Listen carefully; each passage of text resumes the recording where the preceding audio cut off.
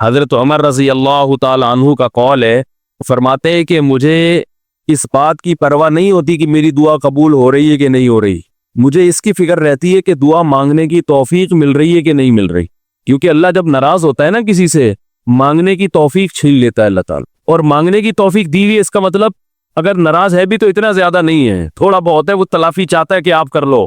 مانگنے کی توفیق ملنا اس کی علامت ہے کہ اللہ اگر ناراض بھی ہے تو بہت زیادہ نہیں روٹھا ہوا، بلکہ اس نے سوری کا آپشن دیا ہوا ہے کہ چلو مانگ کے اپنا منا لو، مجھے کسی بھی طریقے سے راضی کر لو۔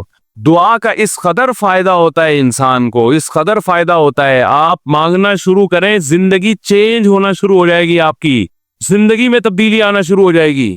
جتنا تعلق اللہ کے ساتھ دعا کے ذریعے بنتا ہے، اتنا تعلق کسی اور چیز سے نہیں بنتا۔ دیکھو کسی سے دوستی کرنا چاہتے ہو، دوستی کا سب سے بہتر طریقہ کیا ہے؟ اس سے گپ شپ شروع کر دو، یہی طریقہ ہے نا بھائی۔ آپ کا دوست کون ہے؟ وہ جس سے آپ کی گپ شپ زیادہ ہوتی ہو، اسی سے دوستی ہوگی نا۔ اب آپ بتا رہے یہ میرا جگری دوست ہے، بہت پرانا دوست ہے، میں پوچھوں گا آپ سے بھائی یہ دوستی کیسے ہوئی؟ یہ دوستی بھائی ایسے ہوئی کہ میں جس کالج میں پڑھتا تھا وہیں یہ بھی یہی پڑھتا تھا، تو کیا کرتے تھے آپس میں؟ کوئی بات چیت ہوتی؟ بات چیت تو نہیں ہوئی کبھی زندگی میں، پھر دوستی کیسے ہو گئی؟ پڑھتے تو بہت سارے لوگ ہیں۔ دوستی کے لیے سب سے پہلی چیز کیا ہے؟ بات چیت۔ دعا میں انسان بات چیت شروع کر دیتا ہے، کس کے ساتھ؟ اللہ کے ساتھ، تو اللہ اور بندے کا کنیکشن مضبوط ہونا شروع ہو جاتا ہے۔ اس لیے اہل اللہ کو تو اس کی پرواہ نہیں ہوتی کہ میری دعا قبول ہو بھی رہی ہے کہ نہیں ہو رہی ہے، وہ کہتے ہیں ہمیں مانگنے کی توفیق مل رہی ہے۔ معذرت کے ساتھ تھوڑی میں ابیوز لینگویج استعمال کرتا ہوں کہ باہر میں جائے قبول ہونا، ٹھیک ہے نا؟ ہمیں تو اس بادشاہ کے دربار میں ہاتھ پھیلانے کی توفیق مل رہی ہے، بس ہمارے لیے اتنا کافی ہے، تعلق بحال ہے ہمارا اس سے۔ تو میں یہ عرض کر رہا تھا کہ کبھی ہماری جو دعائیں قبول نہیں ہوتی بسا اوقات اس کی وجہ یہ ہوتی ہے کہ ہمارا وہ عمل دعا ہوتا ہی نہیں ہے۔ جب دعا ہی نہیں ہوتا تو پھر اس میں قبولیت کہاں سے آ گئی؟ وہ تو ہم پڑھ رہے ہوتے ہیں، الفاظ رٹا لگا کے ایک چیز کو، یعنی ایک پڑھنے کے انداز میں ہوتی ہے، وہ اس میں جذبات ہی نہیں ہوتے۔ جذبات کن لوگوں کے ہوتے ہیں؟ امام بخاری رحمہ اللہ تعالیٰ کی سوانے پڑھیں آپ، بچپن میں نابینا ہو گئے، والدہ تو آپ کو بڑا علم سکھانا چاہتی تھی، پریشان کہ اللہ یہ تو میرا بچہ ہی نابینا ہو گیا، تو رات کو مصلی پہ گر گڑا کے دعا مانگنا شروع کیا، اللہ میرے بچے کی بینائی واپس لوٹا دے، اللہ اس کی بینائی واپس لوٹا دے۔ اتنا مانگا ہے کہ روتے روتے دعا مانگتے مانگتے آنکھ لگ گئی، خواب آیا، دو فرشتے آپس میں بات کر رہے ہیں کہ اللہ نے اس عورت کی دعا قبول کر لی ہے اور اس کے بچے کو بینائی لوٹا دی ہے۔ جب آنکھ کھلی ہے تو دیکھا کہ بچے کی بینائی واپس لوٹ چکی تھی، بینائی واپس لوٹ چکی تھی۔ ہندوستان میں ایک بزرگ تھے، رمضان نام تھا ان کا، یہاں کراچی ہجرت کر کے آ گئے تھے ہندوستان سے، تو جو کوئی اس طرح کے بڑے لوگ ملتے تھے نا جو بھی نیک ہوں، پرہیزگار ہوں، تو میں ان سے تھوڑا سا انٹرویو لیتا تھا کہ آپ نے کوئی ایسی کوئی واقعہ دیکھا ہو، کوئی کرامت دیکھی۔ انہوں نے اپنا بڑا دلچسپ واقعہ سنایا، فرماتے ہیں کہ میں نے اپنی آنکھوں سے دیکھا کہ ہندوستان کے ایک علاقے میں جو بلوائی تھے نا، جو بلوا کرنے والے ہندو تھے، انہوں نے، دہشت گردوں نے مسلمانوں کے علاقوں پہ حملہ کر دیا۔ مسلمان بہت تھوڑے تھے، مقابلہ نہیں کر سکتے تھے۔ کہتے ہیں کہ ایک بزرگ تھے وہیں کہیں مظاہر علوم کے یا دیوبند کے، مقصد میرا یہ نہیں ہے کہ کوئی دیوبند کے علاوہ کوئی بزرگ نہیں ہوتا، وہ چونکہ واقعہ ان کا اس لیے لوگ اس پہ بھی کہتے ہیں کہ اپنے مسلک کو وہ کرنا ہے، وہ تو اتفاق سے تھے وہاں کے، تو اس لیے میں نے بول دیا۔ تو وہ مکان کی چھت پہ کھڑے ہو گئے اور اللہ سے دعا مانگنے لگے، بہت گڑ گڑا کے دعا مانگی انہوں نے کہ اللہ ان لوگوں کے شر سے ہمیں بچا لے۔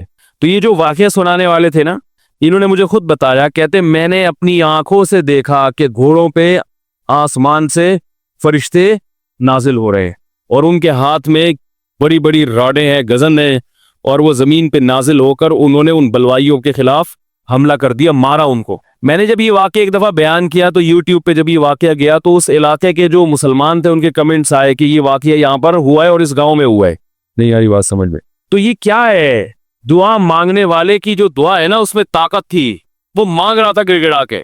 آپ نے دیکھا ہوگا آج کل ہم نماز استسقا پڑھتے ہیں، بارش پھر بھی نہیں ہوتی، عموماً ایسا ہی چل رہا ہے سسٹم جو چل رہا ہے نا، نماز استسقا پڑھ رہے ہیں، بارش نہیں ہو رہی، وہ اللہ سے اچھی امید رکھتے ہیں کہ قبول ہوتی ہوں گی دعائیں، لیکن پہلے دعائیں نماز استسقا کی فوراً قبول ہوتی تھی اور ان کا ظاہر بھی قبول ہوتا تھا۔ یہ ہم نے بھی اپنے بڑوں سے بھی سنا، میری دادی نے، اللہ ان کی مغفرت کرے، خود بتایا، انہوں نے بتایا کہ ہندوستان میں جب بارشیں برسنا ختم ہو جاتی تھی تو مظاہر علوم سے، دیوبند سے علماء کی ایک جماعت نکلتی تھی، سہارنپور سے، اور عورتیں، بچے، مرد، بوڑھے سب ان کے ساتھ نکل کے میدان میں جاتے تھے۔ خود انہوں نے اپنا واقعہ سنایا، کہہ رہے ہم جاتے تھے میدان میں بوسیدہ کپڑے پہن کے، نماز استسقاء میں یہی ہے نا کہ بوسیدہ کپڑے پہن کے جاؤ، اپنے مواشی کو بھی لے کر جاؤ اور شہر سے باہر جاؤ اور دھوپ میں اللہ سے گڑگڑا کے دعائیں مانگو۔ تو کہتے ہم جب جایا کرتے تھے بارش کی دعا مانگنے کے لیے تو اتنا یقین ہوتا تھا کہ بارش ہوگی کہ تمبو ساتھ لے کر جاتے تھے کہ جب بارش ہوگی نا تو وہاں دیگیں پکیں گی اور کھانا کھایا بھی جائے گا، خوشی میں کھلایا بھی جائے گا، تو کھانے کا سامان گھر سے لے کر جایا کرتے تھے۔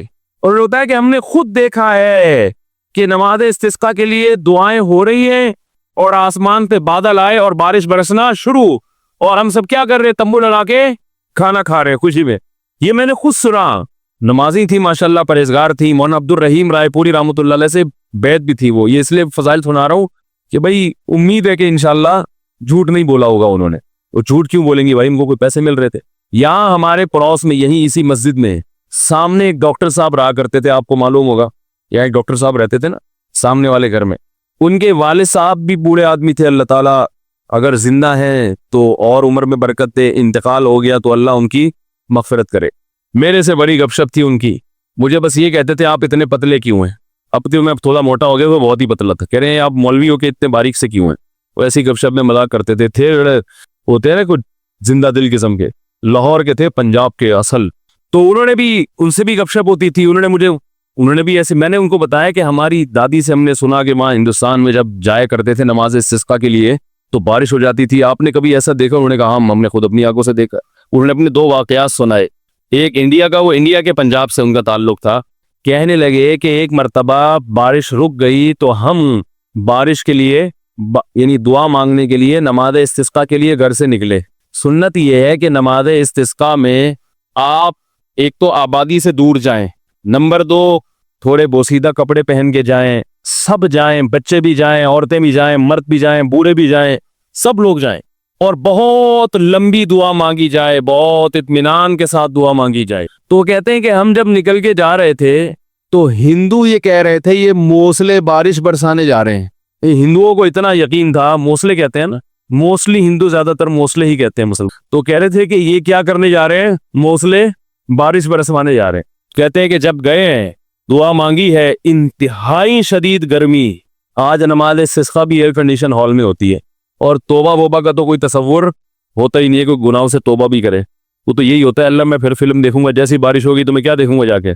تو گناہ سے تو قرآن کیا کہتا ہے؟ یا قوم استغفروا ربکم، گناہوں سے معافی مانگو، یرسل السماء علیکم مدرارا، آسمان سے موسلا دھار بارشیں برسائے گا۔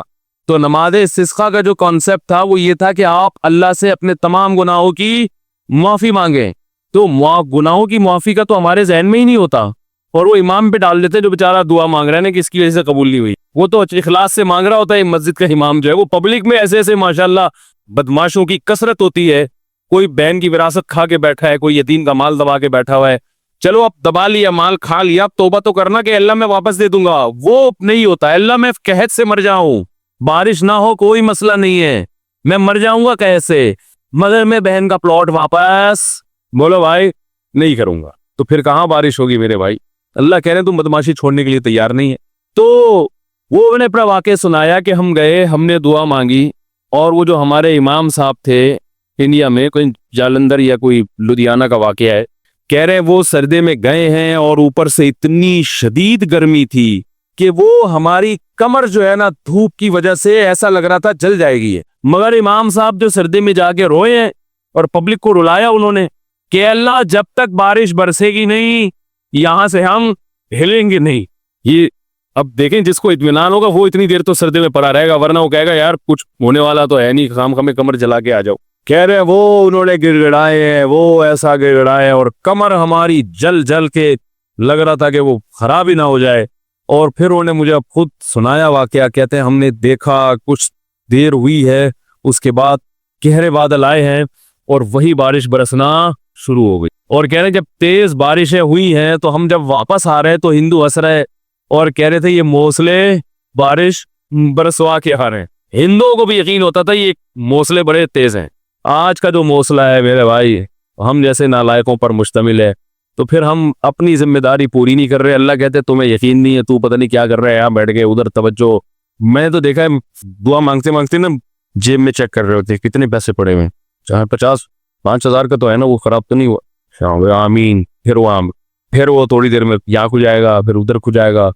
10 کام ہو رہے ہیں، دل نہیں لگ رہا، ایک فارمیلٹی پوری ہو رہی ہے، تو یہ کیسے حساب چلے گا میرے بھائی؟ تو دعا قبول ہوتی ہے. بعض دفعہ ایسے ہوتی ہے جیسے میں نے آپ کو بتایا، اس طرح سے بھی ہوتی ہے کہ ادھر مانگی اور ادھر اللہ نے بارشیں برسانا شروع کر دی. اور بعض دفعہ دعا ایسے قبول ہوتی ہے، اچھا کچھ کر کے دعا مانگو تو زیادہ قبول ہوتی ہے. کچھ اللہ کے لیے کیا ہو نا، جیسے حدیث میں آتا ہے 3 آدمی غار میں بند ہو گئے. بڑا زبردست واقعہ ہے وہ حدیث میں. غار میں گئے تھے، اوپر سے پتھر لڑکا اور غار کا منہ بند، اب نکلنے کا راستہ ہی نہیں، اور ان کو کوئی آواز بھی نہیں باہر جا سکتی، فون وون تو ہوتا نہیں تھا پہلے. تو اب ان کو یقین ہو گیا کہ اب ہمارا انجام سوائے موت کے کچھ نہیں ہے، اس میں تڑپ تڑپ کے مرنا ہی اور کچھ نہیں ہوگا. تو تینوں نے کہا کہ بھائی دیکھو، اللہ کو اپنے کسی اچھے عمل کا واسطہ دے کے دعا مانگو. ہم میں سے کسی سے کوئی زندگی میں اچھی نیکی ہوئی ہو جو آپ سمجھتے ہو کہ بہت اچھی نیکی ہے، تو اس نیکی کا اللہ کو واسطہ دے کے دعا مانگی جائے. مشہور حدیث ہے، جلدی جلدی مکمل کرتا ہوں. ایک نے کہا اللہ میں بکریاں چراتا تھا، گھر آیا، اپنے بچوں کو دودھ پلانے سے پہلے میں نے کہا والدین کو پلاؤں گا. والدین سو گئے تھے، تو ساری رات سرہانے ان کے سرہانے کھڑا رہا تھا میں سر کے پاس.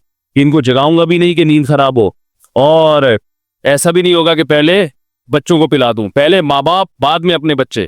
پوری رات پیالہ لے کے سر کے کنارے کھڑا رہا. جب صبح اٹھے تو پھر ان کو پلایا، اٹھا بھی نہیں رہا. والدین کی خدمت کتنی بڑی نیکی ہے دیکھو.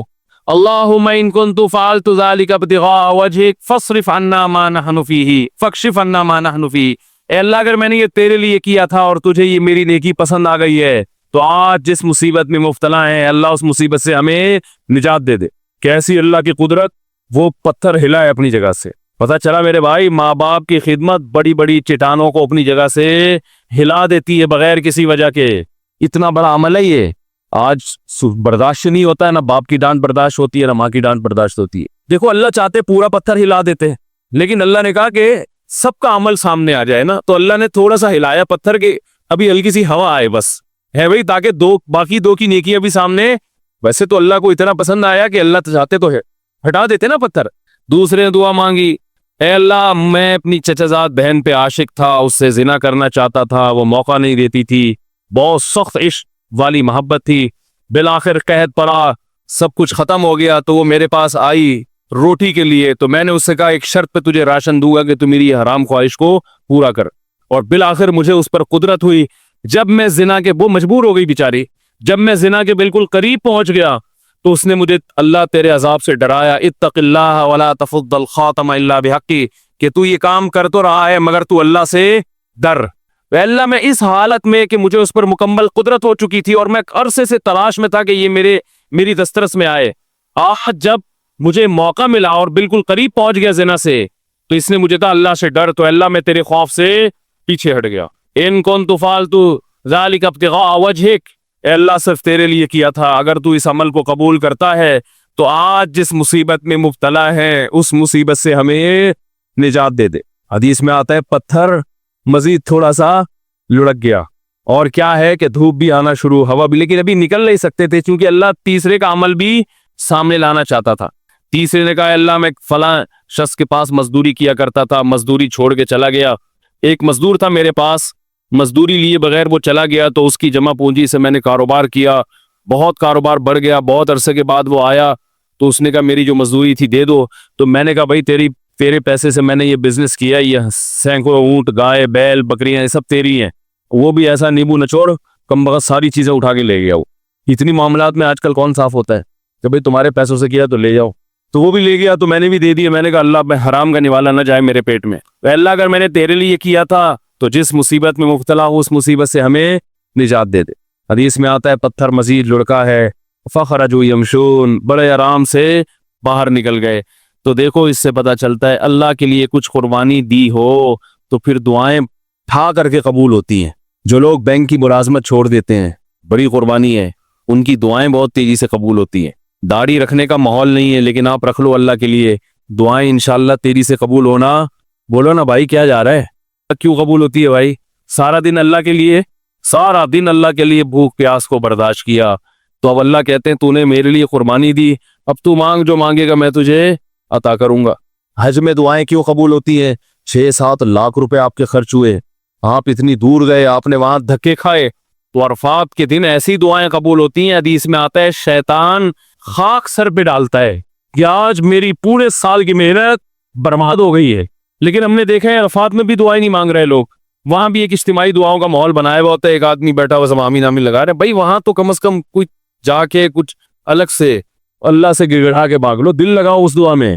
دعائیں قبول ہوتی ہیں صفا و مروہ کی پہاڑیوں پر، وہاں حضرت ہاجرہ نے ایک عمل کیا تھا نا، کتنی بڑی قربانی دی تھی کہ ایک ایسی زمین نہ جہاں گھاس کا تنکا، وہاں اللہ کے لیے قربانی دے کر اپنے بچے کے ساتھ رہنا شروع کیا، اور پھر آزمائش آئی اللہ کی طرف سے، بچہ ایریا رگڑ رہا ہے، پانی کا نام و نشان نہیں ہے، لیکن وہ اللہ سے شکایت نہیں کر رہی کہ اللہ تو نے تو مجھے مروا دیا، کہاں لا کے میرے شوہر نے مجھے ڈال دیا، بھاگ رہی ہیں ادھر سے ادھر ادھر سے ادھر۔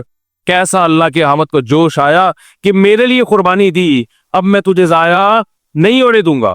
ایسا چشمہ پانی کا پیدا کر دیا، ہزاروں لاکھوں کروڑوں حاجی اب تک سیراب ہوتے چلے آ رہے، وہ چشمہ ختم ہونے کا نام نہیں لے رہا۔ تو صفا اور مروہ کی پہاڑی پر جب آپ صحیح کرتے ہیں، علماء کہتے ہیں حدیث سے بھی ثابت ہے، وہاں لمبی لمبی دعائیں مانگنی چاہیے کھڑے ہو کر، کیونکہ یہ وہ موقع ہے جہاں آپ نے تو قربانی نہیں دی، لیکن اللہ کی ایک بندی نے بہت بڑی قربانی، تو دوسرے کی قربانی کو بھی انسان کیش کرا سکتا ہے۔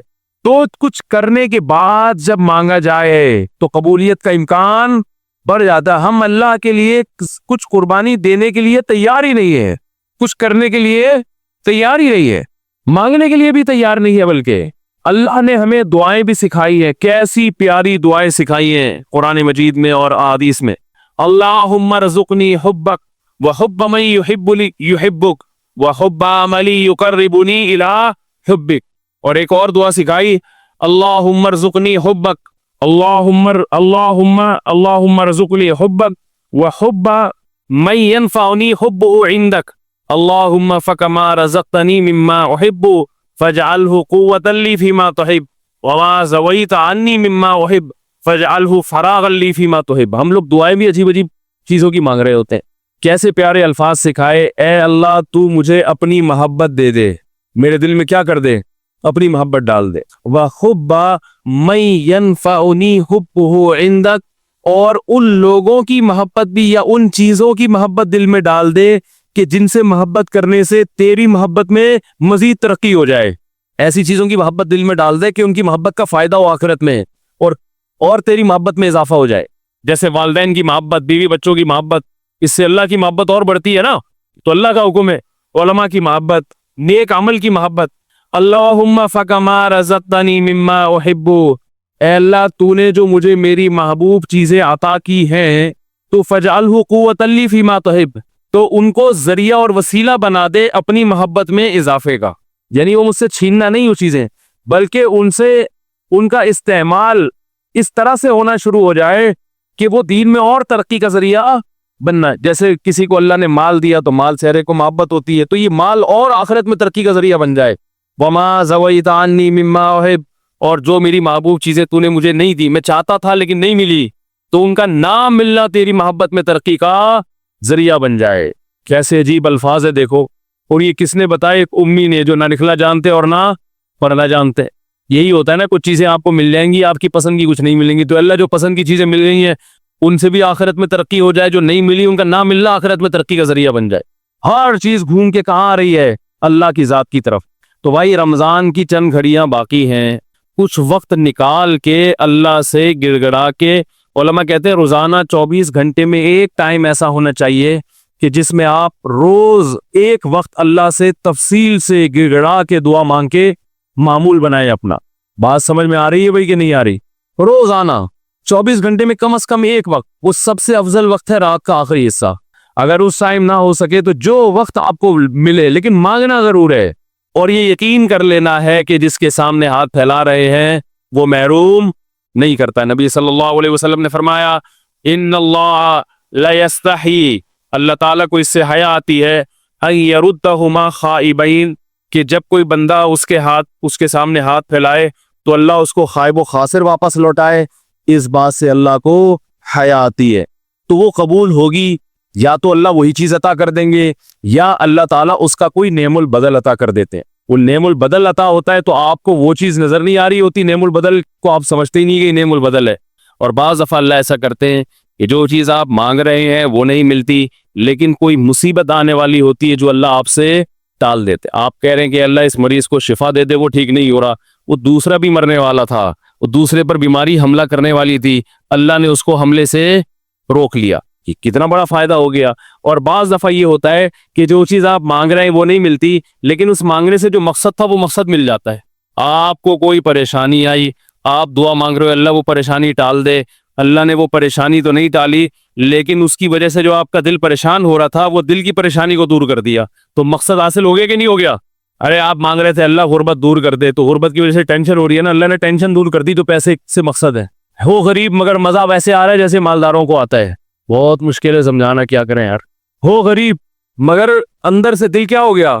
مالدار ہو گیا۔ سکون وہ ملے گا جو اللہ نے مالداروں کو بھی عطا نہیں کیا ہوگا، ویسا سکون مل جائے گا۔ آپ بیماری میں دعا مانگ رہے ہو اللہ شفا دے دے، شفا تو نہیں ملی مگر اسی بیماری پر اطمینان نصیب ہو گیا جو ایک صحت مند آدمی کو ہوتا ہے، صبر نصیب ہو گیا، اور کچھ نہیں، تو آخرت کے میں اللہ کے بینک میں یہ دعا کیا ہو جاتی ہے؟ جمع ہو جاتی ہے، اور آخرت میں اس کا اجر ملے گا۔ ایک روایت میں آتا ہے جب بندہ دیکھے گا اپنے عمل کو قیامت کے دن، اے اللہ یہ اتنی ساری چیزیں میرے لیے گفٹ، یہ کیا؟ اللہ کہیں گے یہ تیری وہ دعائیں ہیں جو آخرت کے لیے ہم نے اسٹاک کر دی تھی۔ وہ کہے گا کاش میری کوئی دعا بھی قبول نہ ہوئی ہوتی۔ تو میرے بھائی اہل اللہ اس لیے مانگتے ہیں۔ اور دیکھو ایک آخری بات کہ قبول نہ کرنا کس کا کام ہے؟ اللہ کا۔ دیکھو جب ہم کوئی بیمار ہوتا ہے تو ہم کہتے ہیں یار اس کو ہاسپٹل میں ایڈمٹ کراؤ، جو اپنی ذمہ داری ہوتی ہے آپ وہ پوری کرتے ہیں۔ اب آپ نے جب ڈاکٹروں کے حوالے کر دیا تو ایک تسلی ہو جاتی ہے نا کہ یار ہمارا جو کام تھا ہم نے کر دیا ہے، اب ہم کیا کریں؟ اب تو ڈاکٹروں کے حوالے ہے، یا وہ علاج کرتے ہیں تو ٹھیک ہے، نہیں کرتے تو ابھی ان کا ہیڈیک ہے، ہم کیا کر سکتے ہیں؟ اب تو تسلی تو ہو جاتی ہے نا۔ تو مسلمان جب اللہ کے دفتر میں فائل جمع کرا دے، معاملے اٹکے ہوئے آپ نے اللہ کے آفس میں فائل جمع کرا دی کہ میں نے اپنا کام کر لیا، گڑ گڑا کے دعا مانگ لی ہے، تو مسلمان کو بھی ایک تسلی ہو جاتی ہے کہ بھائی اب اللہ کے حوالے ہے، وہ قبول کر لے تو بھی ٹھیک ہے، نہیں کرے تو وہ انشاءاللہ اب فیصلہ کس کے حق میں ہوگا؟ میرے حق میں، کیونکہ اللہ تعالیٰ ضائع نہیں کرتا اپنے بند۔ تسلی ہو جاتی ہے کہ اب یہ دعا قبول ہو تو بھی ٹھیک ہے، قبول نہ ہو تو بھی ٹھیک ہے۔ تو دعا سے مسلمان کو کیا ملتا ہے؟ اطمینان ملتا ہے، سکون ملتا ہے۔ تو ادعوا ربکم تضرعا وخفیا، اللہ فرماتے ہیں چپکے سے مانگو اور عاجزی اور انکساری کے ساتھ مانگو۔ اللہ تعالیٰ سے دعا ہے کہ اللہ ہمیں دعاؤں کا مانگنے والا بنا دے، اور سب سے زیادہ پتہ ہے کیا مانگنا ہے رمضان میں؟ ہدایت کی دعا مانگنی ہے، میرے گناہ چھڑوا دے اللہ مجھ سے۔ لیلۃ القدر میں جو دعا ہے اللہم انک عفو تحب العفو فاعف عنا، اے اللہ معاف کر دے، تو کیا مطلب؟ کس چیز سے معاف؟ میرے گناہ معاف کر دے، تو مطلب یہ ہے کہ میں آئندہ نہیں کروں گا، معاف کر دے۔ ہم یہ دعا مانگ رہے ہوتے ہیں کہ اللہ کرتا تو رہوں گا میں موت تک لیکن تو معاف کر دے، تو ایسا نہیں ہوتا میرے، ایسا کریں گے تو کوئی بھی نہیں آئے گا نا، اب اللہ کی طرف کون آئے گا پھر؟ جب اسی طرح بدماشی میں ہی اللہ خوش ہے تو نہیں خوش ہوتا اللہ تعالیٰ سے۔ تو اللہ سے توبہ کی توفیق مانگی جائے، اے اللہ میں ان گناہوں کے دلدل میں پھنس چکا ہوں، تو مجھے اس دلدل سے نکال لے، تو یہ بھی زیادہ مانگنی چاہیے دعا۔ اللہ تعالیٰ ہماری تمام دعاؤں کو، حاجات کو پورا کرے۔